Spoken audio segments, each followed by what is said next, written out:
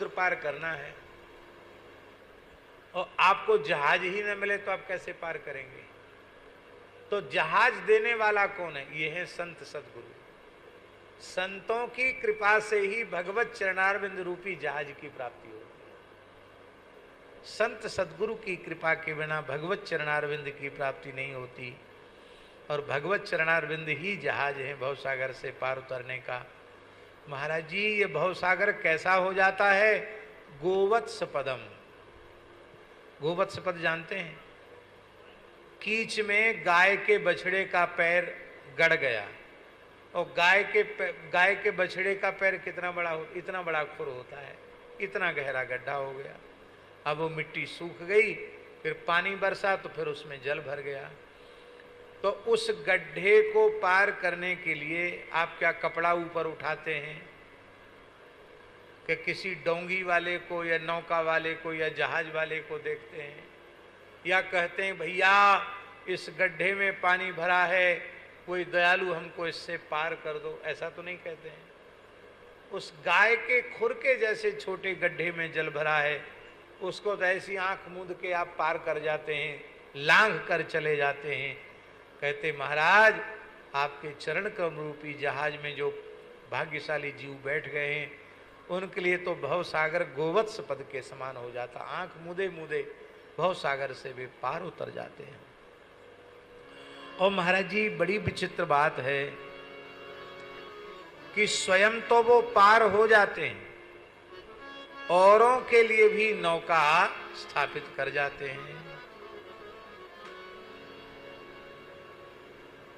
अब देखो महाराज जी, एक ही नौका हो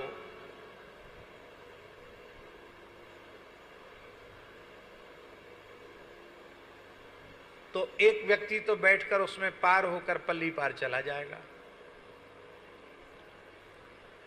अब दूसरे तीसरे जो वहां खड़े हैं वो पार कैसे होंगे? क्योंकि नौका 10-20 नहीं है, नौका एक ही है।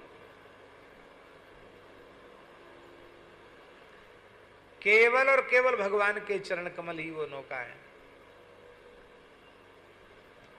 तो वे भक्त पहले तो उस नौका में बैठकर पार उतर जाते हैं, फिर उस नौका को वहीं नहीं रख लेते हैं, उस नौका को फिर से संसार के तट पर भेज देते हैं कि अरे जीवो घबराओ मत, फिर इस नौका में बैठो, फिर भगवान के चरणों तक पहुंच जाओ। तो स्वयं समुत्तीर्य सुदुस्तरम द्युमन, हे द्युमन स्वयं सुदुस्तरम समित्तीय भवार्णवम।